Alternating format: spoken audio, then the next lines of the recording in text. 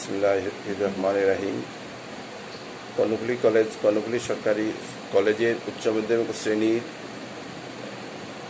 মানবিক বিভাগের যারা এবার নতুন ভর্তি হয়েছ তাদের সাথে আমি গত দুইটি ক্লাস নিয়েছি। তোমরা আশা করি ক্লাস পেয়েছ।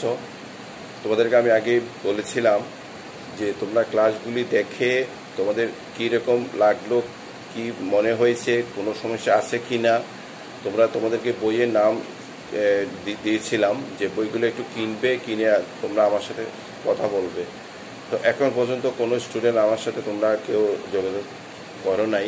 তো আশা করি আজকে ক্লাসের পরে তোমাদের আজকে আবার বইয়ের নাম তোমাদেরকে দিয়ে দিচ্ছি। তোমরা বইয়ের নামটা একটু লিখবে, বই কিনে আমার সাথে অবশ্যই কথা বলবে। আমার ফোন নাম্বারও তোমাদেরকে দিয়ে দিচ্ছি, আজকে আবার ফোন নাম্বার দিব। তোমরা আমাকে ফোনে, ফেসবুক, ইমোতে এবং মেসেঞ্জারে আমাকে পাবে। তো তোমরা যারা ভর্তি হয়েছে তোমাদের সাথে আমি যে কথাটা বলছিলাম যে বইটা আগে কিনতে হবে। বইটির নাম আজকে আবার বলছি, যুক্তিবিদ্যা প্রথম পত্র। বইটি কিনবে লেকচার পাবলিকেশনের। এটা যিনি বইটি লিখেছেন উনি হল অধ্যাপক ফৌজিয়া। আমি আবার বলছি, যুক্তিবিদ্যা প্রথম পত্র বইটি, এটা হলো অধ্যাপক ফৌজিয়া। এটি তোমাদের কাপ্তাই যারা আছো কাপ্তাইতেও পাবে, যারা এখানে থাকো, যারা চন্দ্রকোনা থাকো তারাও পাবে। তো এই বইটি কিনবে। তো বইটি কিনে আমার সাথে অবশ্যই তোমরা টেলিফোনে কথা বলবে। আমি টেলিফোন নাম্বারটা আবার তোমাদেরকে দিয়ে দিচ্ছি। টেলিফোন নাম্বার হলো 01911245103। আমি আবার বলছি 01911245103। আরেকটি নাম্বার হলো আমার 01887520026। আমি আবার বলছি 01887520026। তো তোমরা এই নাম্বারে আমার সাথে কথা বলবে। গত ক্লাসে তোমাদেরকে আমি বলছিলাম যে যুক্তিবিদ্যার যে সাবজেক্টে তোমরা নিয়েছো, যারা ক্লাস করবে, পড়বে, এটা খুবই সহজ এবং খুব নম্বর উঠে। অর্থাৎ আমরা যারা অঙ্ক করেছি স্কুল জীবনে, অঙ্কের মতো এখানে নম্বর উঠে। জিনিসটা একটু, এই বিষয়টুকু, চ্যাপ্টারগুলো একটু সহজে আমাদের একটু বুঝতে হবে। আমাদের এখানে কতগুলো ফান্ডামেন্টাল বিষয় আছে, মৌলিক কতগুলো নিয়ম আছে, কতগুলো সূত্রের মতো আছে যেগুলি অঙ্কের মতো। যা লিখলে এখানে তুমি পূর্ণাঙ্গ নম্বর পাবে, তোমার নম্বর কাটার কোনো স্কোপ নেই। আমি গতদিন তোমাদের একটি ক্লাস করেছিলাম, সেখানে আমি তোমাদেরকে বলেছিলাম যে একটি বাক্য এবং একটি যুক্তি বাক্যের মধ্যে কি পার্থক্য। আমরা স্কুল জীবনে আমরা ক্লাস করেছি যে উদ্দেশ্যবিধ থাকলে তাকে আমরা বলি বাক্য, উদ্দেশ্যবিধ থাকলে আমরা তাকে বলি বাক্য। যেমন আমি গত ক্লাসে আমি তোমাদেরকে একটা উদাহরণ দিয়েছিলাম যে শেষ সৎ, মনে করো শেষ সৎ, সেটা হলো উদ্দেশ্য, সৎটা হলো বিধেয়। এই উদ্দেশ্যবিধ থাকলে তাকে আমরা বলেছিলাম বাক্য। আর উদ্দেশ্যবিধের মাঝখানে যখন একটি সংযোজক থাকে, বলতে পারে স্যার সংযোজক কি? সংযোজক হলো সংযোজন করা, অর্থাৎ উদ্দেশ্যবিধকে যখন সংযোজন করে। আর এই সংযোজকটা কি বলতে পারো যে সেটা হলো আমাদের যুক্তিবিদ্যার বেলায় আমাদের সংযোজক হলো হয় এবং নয়। অর্থাৎ আমাদের সংযোজক হলো যুক্তিবিদ্যার দুইটি, হয় এবং নয়।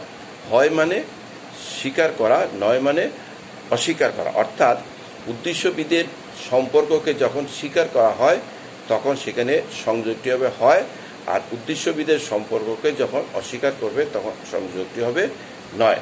তাহলে আমি একটি বাক্য দ্বারা জিনিসটা আরও ক্লিয়ার করতে পারি, আরও তোমাদের পরিষ্কার পাবে, তোমাদের ক্লিয়ার করে দিই। সেটা হলো কি, করিম হয় মহৎ। আবার বললাম করিম নয় মহৎ। অর্থাৎ উদ্দেশ্যবিধের সম্পর্ককে একবার আমি স্বীকার করলাম, আরেকবার আমি অস্বীকার করলাম।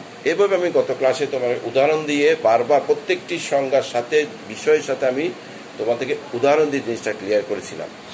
তারপরে আমি তোমাদের ক্লাস এটাও নিয়েছিলাম 4 ধরনের বাক্য। তোমাদের আবার ক্লাসটা আবার একটু বলি। চার ধরনের বাক্য আমরা আছে আমাদের এখানে।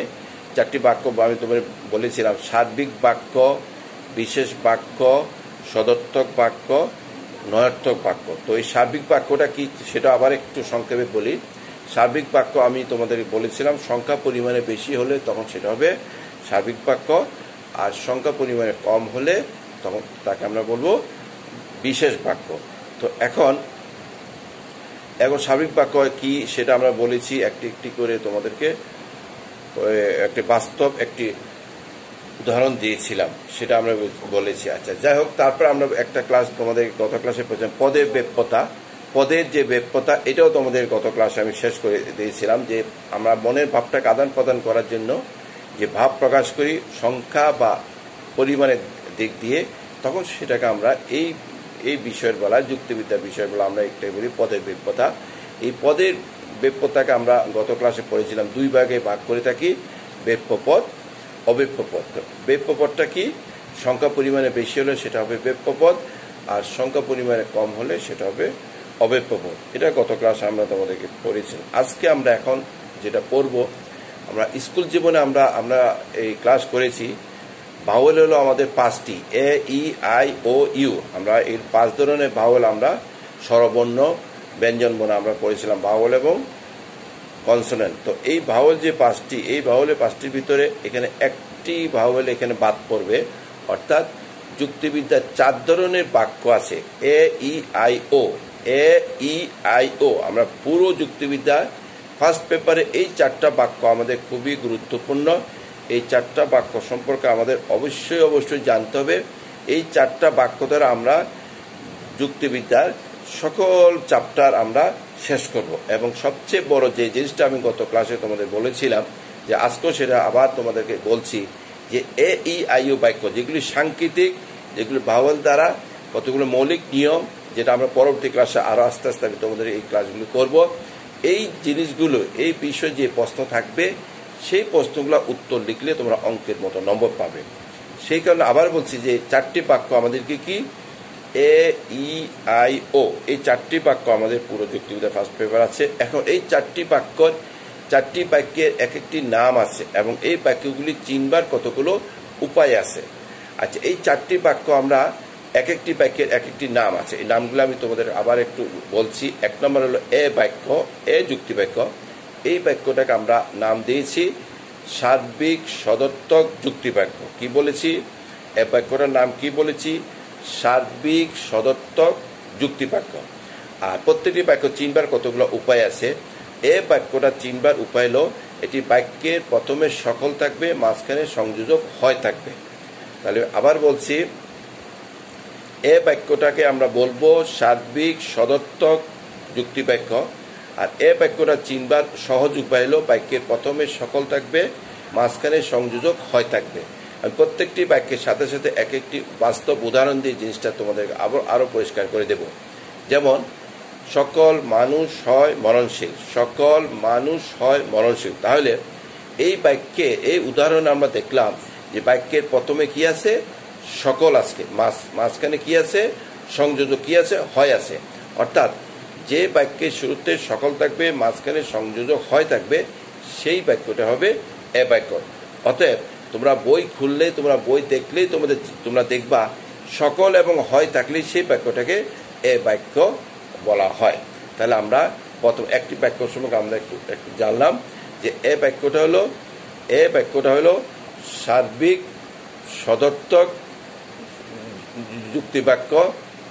এবং এই বাক্যটা চিনবার উপায় হলো, যে বাক্যের শুরুতে সকল থাকবে, মাঝখানে সংযোজক হয় থাকবে, এটি হলো সেই এ বাক্য। তাহলে এ বাক্যটা আমরা খুব সহজেই আমরা চিনে পেলাম।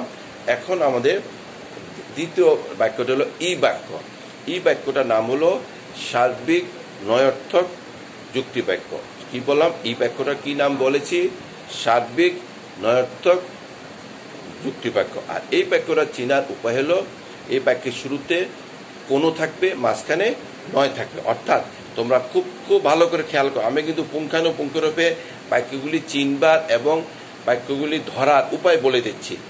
তাহলে যে বাক্যের শুরুতে কোনো থাকবে এবং মাঝখানে নয় থাকবে এটি হবে ই বাক্য। এবং সাথে সাথে একটি উদাহরণ দিয়ে দিচ্ছি, যেমন কোনো মানুষ নয় স্বার্থপর, কোনো মানুষ নয় স্বার্থপর। তাহলে এই বাক্যের শুরুতে কি আছে? কোনো আছে, মাঝখানে কি আছে? নয় আছে। তাহলে শুধু তোমরা এটুকু মনে রাখবা যে কোনো নয় হইলে ই বাক্য, সকল হয় হইলে এ বাক্য। আচ্ছা, তাহলে এ ই গেল। 3 নম্বর হলো আই বাক্য। এই যে আই বাক্যটাকে আমরা বলবো বিশেষ সদর্থক যুক্তি বাক্য। কি বললাম? বিশেষ সদর্থক যুক্তি বাক্য। আর এই বাক্যটা চিনার উপায় হলো বাক্যের প্রথমে কোনো কোনো বা কথক বা কিছু কিছু থাকবে, মাঝখানে সংযোজক হয় থাকবে। তাহলে আবার বলছি, আই বাক্যটাকে আমরা বলবো বিশেষ সদর্থক যুক্তি বাক্য। আর এই বাক্যটা চিনবার সহজ উপায়, ধরার উপায় হলো বাক্যের শুরুতেই কোনো কোনো বা কথক বা কিছু কিছু বা কিছু থাকবে, মাঝখানে সংযোজক হয় থাকবে। সাথে আমি একটি বাস্তব একটি উদাহরণ দিই, তাহলে জিনিসটা সহজ আর বুঝতে পারবে। যেমন কোনো কোনো ডাক্তার হয় সরল, কোনো কোনো ডাক্তার হয় সরল। তাহলে তোমরা এখানে জিনিসটা খেয়াল করো, তাহলে বাক্যের শুরুতে কি আছে? কোনো কোনো, মাঝখানে সংযোজক কি আছে? হয় আছে। তাহলে কোনো কোনো এবং হয় থাকবে। শুধু এইটুকু মনে রাখবে যে কোনো কোনো হয় হইলে এই বাক্যটা হলো আই বাক্য। আমাদের বাক্যটা চিনতে হবে। বাক্যটা যদি আমরা না চিনি তাহলে আমরা কিন্তু চ্যাপ্টারে যখন যাব তখন আমরা কিন্তু সেটা বুঝতে পারবো না। তাহলে কোনো কোনো হয় হইলে বাক্যটা কি হবে? আই বাক্য। তারপরে 4র্থ নম্বর বাক্যটা হলো ও বাক্য। ও বাক্যটা কি? ও বাক্যটার নাম হলো বিশেষ নয়ার্থক যুক্তি বাক্য। কি বললাম? বিশেষ নয়ার্থক যুক্তি বাক্য। আর এই বাক্যটা চিনবার উপায় হলো, এখানে বাক্যের প্রথমেই থাকবে, শুরুতে থাকবে কোনো কোনো বা কথক বা কিছু কিছু, মাঝখানে থাকবে নয়, মাঝখানে সংযোজক কি থাকবে? নয়। তাহলে যে বাক্যের শুরুতে কোনো কোনো বা কথক বা কিছু কিছু থাকবে এবং মাঝখানে সংযোজক নয় থাকবে, ওই বাক্যটা হবে ও বাক্য, অর্থাৎ বিশেষ নয়ার্থক যুক্তি বাক্য। আর এই বাক্যের একটি উদাহরণ হবে কোনো কোনো ডাক্তার নয় সরল, কোনো কোনো ডাক্তার নয় সরল। তাহলে আমরা এটা খুব সহজে দেখলাম। 4টি বাক্য আমি আজকে বললাম যে যুক্তিবিদ্যা ফার্স্ট পেপারে এই 4টি বাক্য আছে, ভেরি ভেরি ইম্পর্টেন্ট। এই বাক্যটা আমাদের অবশ্যই জানতে হবে। এই বাক্যটা না জানলে আমরা যুক্তিবিদ্যা ফার্স্ট পেপারে অনেক কিছুই আমরা সহজে বুঝতে পারবো না। তো 4টি বাক্য তোমাদেরকে আবার একটু সংক্ষেপে বলি। 4টি বাক্য কি কি? এ ই আই ও। এ বাক্য নাম দিয়েছি, ই বাক্যের নাম দিয়েছি, সাথে একটা করে উদাহরণ বলেছি। আই বাক্য কিভাবে চিনতে হয় সেটা বলেছি, ও বাক্যর কথা বলেছি।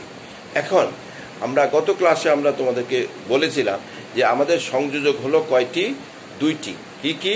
হয় এবং নয়। আমি তোমাদেরকে এটাও তোমাদের গত ক্লাসে বলেছিলাম যে সংযোজক ছাড়া কোনো বাক্য লিখলে হবে না। সেটা পরিণতি, রাষ্ট্রবিজ্ঞান, ইতিহাস, সেখানে তুমি সংযোজক ছাড়া যদি কোনো বাক্য লিখো সেটা সঠিক হবে, বাট সেটা যুক্তিবিদ্যার বেলা সেটা সঠিক হবে না।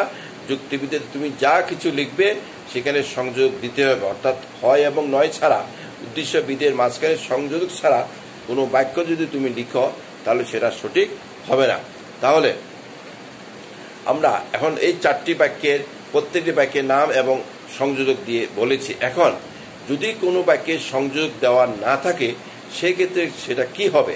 আমরা বলেছি আমাদের সংযোজক হলো 2টি, হয় এবং নয়। এখন এমন একটা বাক্য দিবে যেখানে কোনো সংযোগ নেই, তখন বলতে পারো যে স্যার তখন আমরা এটা কোন বাক্য ধরবো? সেটাকে এ ধরবো না ই ধরবো না আই ধরবো না ও ধরবো? আচ্ছা, সেক্ষেত্রে আমি একটা বাক্য দিয়ে একটা উদাহরণ দিয়ে জিনিসটা আমি বলি। আমি একটা বাক্য বললাম এখন শীতকাল, এখন শীতকাল। তাহলে এখানে এখনটা হলো উদ্দেশ্য আর যেটা শীতকালটা হলো বিধেয়। তাহলে এই যে উদ্দেশ্য বিধির মাঝখানে সংযোগ থাকার কথা, হয় বা নয়, কিন্তু এই বাক্যে কি কোনো আছে সংযোগ? তোমরা দেখো নেই। তাহলে তোমাদের মনে রাখতে হবে, খেয়াল করতে হবে, যে বাক্যে সংযোজক দেওয়া থাকবে না সেখানে আমরা মনে মনে সংযোগ ধরে নেব হয়, মনে মনে কি ধরে নেব? সংযোজক হয়। এবং ওই বাক্যটাকে আমরা ধরে নেব এ বাক্য। ক্লিয়ার? আবার বলছি, যে বাক্যে তোমরা খাতায় সেটা অবশ্যই লিখবে যে বাক্যে সংযোজক দেওয়া থাকবে না সেখানে সংযোগটি ধরে নিতে হবে হয়, এবং সেই বাক্যটি হবে এ বাক্য।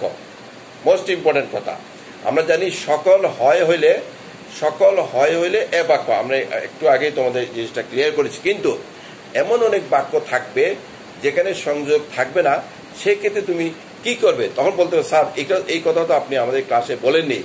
তখন তোমাদেরকে মনে মনে ধরে নিতে হবে সংযোজক হয় হবে এবং বাক্যটা হবে এ বাক্য।